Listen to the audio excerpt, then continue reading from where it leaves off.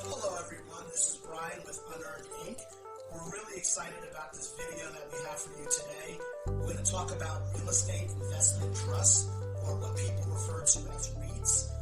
There are specific types of companies that own and operate income-producing properties, and you'll find out pretty quickly as we go through this that when we say income-producing properties, there's a wide range of properties that fall under that criteria, and the biggest benefit is that you can trade in and out of these just like stocks. So the way these REITs work is essentially you have an investor like myself. You will invest in the REIT, you will buy shares in the REIT, and then the REIT will invest in various properties, around the globe, and then you receive a dividend monthly, quarterly, yearly from the rental income that's generated from those properties. One of the qualifications for a company to be a REIT is that it must distribute 90% of their taxable profit as dividends.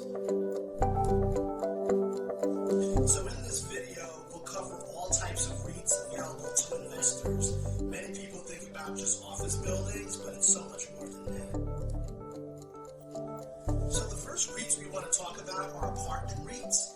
These are typically found in the Sunbelt states. So think of your 3 to 4 story apartments that typically have like a roof that's similar to what you'd find on a single family home. If you go to Arizona, Texas, Florida, a lot of these states have these types of properties. Apartment rents can be pretty cyclical. It's really dependent on the availability of single family homes in the area. And we know there's a shortage of homes right now. We know mortgage rates are slightly higher than they used to be. So this is one sector that you may want to look into. If you've ever attended a real estate investment club in your city, a lot of people talk about multifamily apartment deals. Those can be pretty complicated to get into. You're raising millions of dollars. So apartment REITs is one way to get into the sector quite easily through a REIT. Another REIT category is casino and gaming. Outside of tribal casinos that you may find in like Oklahoma and New York, many famous casinos do not own the buildings or land they sit on. And we'll talk a little bit about that. You'll see this in Las Vegas, for example. So the way these REITs work are pretty simple. A company like MGM Grand or Caesar's Palace will pay a lease to the REIT, and then the REIT in turn will pay a monthly or quarterly dividend to the investors in that REIT. Cell towers are another type of REIT. Today, we're using more data through our mobile phones than ever before. Ever since the invention of BlackBerry and iPhone, data usage continues to increase. Travel down any major highway and you'll see 4G and 5G cell phone towers.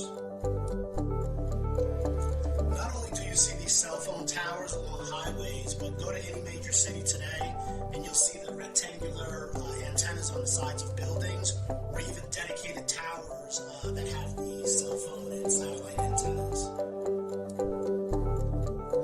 We are now largely a mobile-first world, so when you think about all the cell phone usage that we have today, plus your GPS in your car, now you have Internet of Things where your washing machine can order laundry detergent for you, the data demand is just going to continue to increase. Staying with the data theme, there are also data center REITs. Many companies today are moving to the cloud. They want to have all their software there, right? Because it's easier to control access to who's using it. They can fix bugs, and then they can even push new features out on a much more frequent basis when it's in the cloud.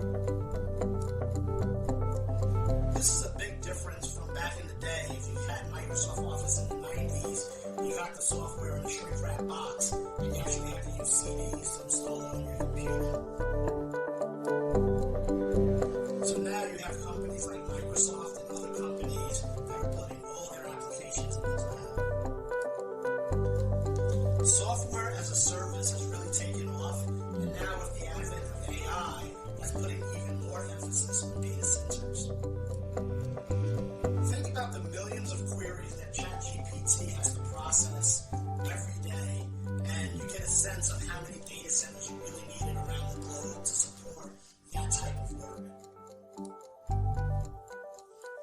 So while you have big companies like Amazon and Microsoft that may be building their own data centers, they still have to rely on data centers from third parties.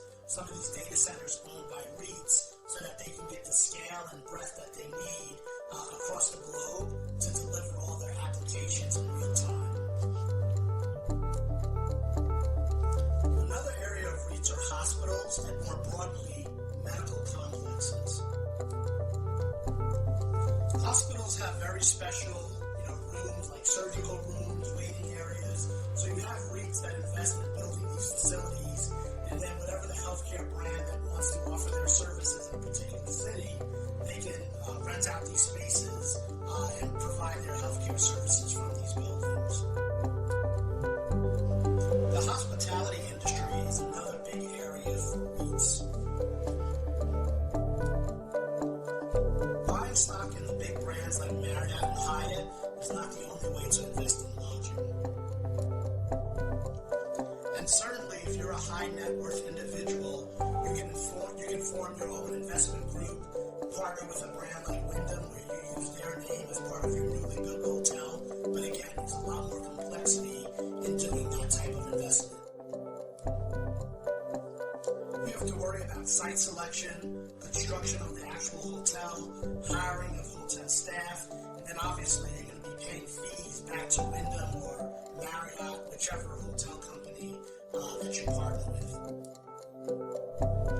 So for most of us with a limited budget, and you don't want to invest in a Marriott or Hilton directly, getting into one of these hotel REITs is a much more practical way to have lodging properties in your portfolio. Another REIT that may not be as glamorous is industrial REITs. Think about all the shipping, storing, and logistics of getting a product directly to your home or to the local store in your neighborhood. Everything you can imagine, from auto parts, flooring, lumber, to the appliances in your kitchen, need to be stored and distributed from warehouses around the country. These REITs specialize in building specialty storage facilities to house parts which may be finished or unfinished for all types of businesses. One type of REIT that is similar to healthcare is REITs for lab space. When you think about products like Ozempic and other weight loss drugs, these pharmaceuticals take years of development and testing, so they're specialized facilities that are often needed in their development. In many cases, new drugs require new agents and other chemicals to be developed that are used in the testing of these new drugs. These million-dollar facilities owned by REITs for labs and research are often part of larger medical complexes. Another unsung hero are land REITs. Obviously, they're not making any more land, and REITs know this. While we move towards a world of more digital transactions, paper products is still a huge industry. From health records to legal documents, a lot of information still needs to be printed and stored as physical copies. Whether it's post-it notes or notepads, all of these products require pulp, and that requires a lot of timber. Think of all the cardboard boxes that have to be produced for Amazon. Timber REITs grow trees for production and paper products, cardboard, even 2x4s for the lumber used in home building, all while trying to do this in a sustainable manner. Another type of land REIT are companies that own farmland. It takes a lot of land to grow all the wheat and corn that are used in thousands of products that we buy at our grocery stores. So if you have no desire to buy a tractor, a farmland REIT may be an option to invest in the necessity of life without the hassle of harvesting crops each season. A lot of malls fall under REIT ownership. Within the mall space, there are a variety of malls that you can think about. There's enclosed malls like the Mall of America, open air malls. These are typically ones that have end cap stores like a Target or Best Buy, something like that. And then obviously you have the huge outlets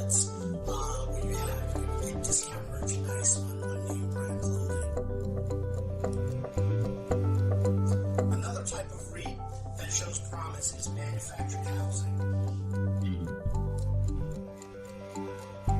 These types of homes go by a number of names. You may hear prefab home or manufactured house or trailer home, but the idea is that they're a lot cheaper than building a single family home, and people are moving towards a more minimalistic lifestyle.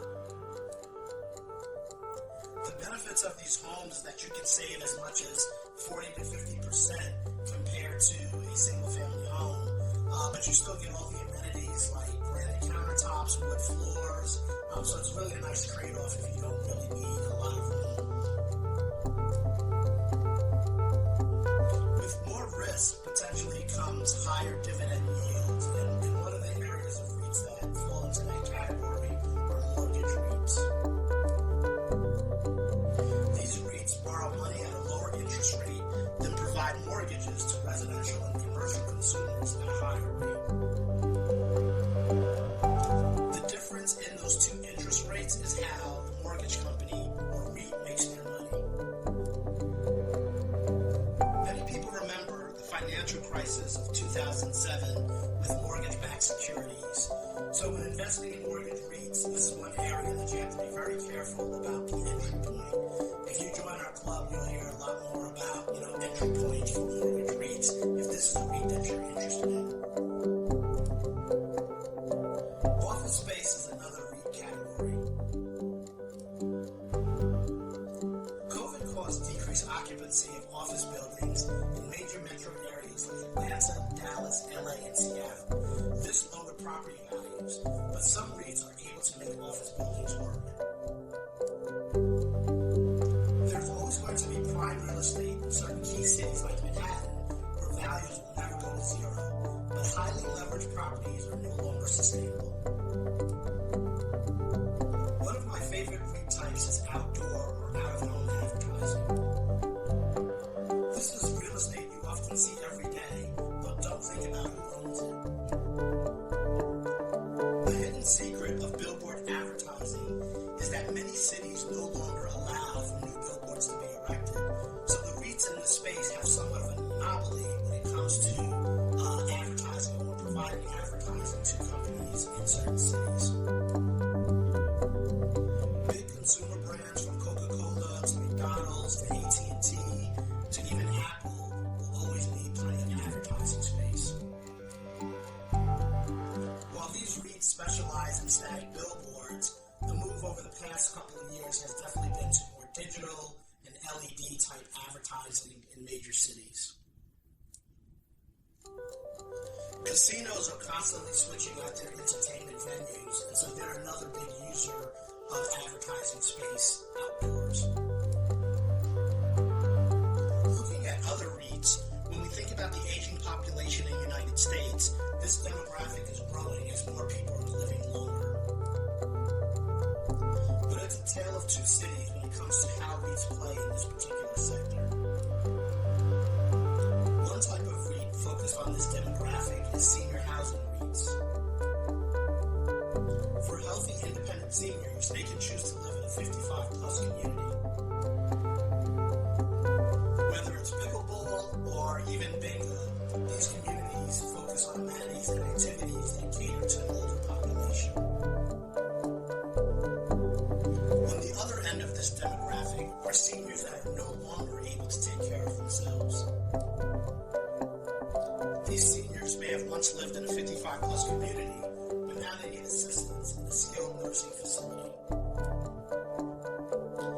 These are often people that have long-term chronic conditions that may need physical therapy and or medication to be administered daily. So when looking at these types of REITs, decide if you want to focus more on senior housing or skilled nursing facilities. Residential property has been a big topic because of private equity firms like BlackRock making large investments in single-family homes while prices continue to rise. In the past, local real estate investment clubs in your city would teach you how to become a landlord and create passive income by buying multiple properties. These same individual landlords are now having to compete with the bigger firms in terms of the market pool for renters.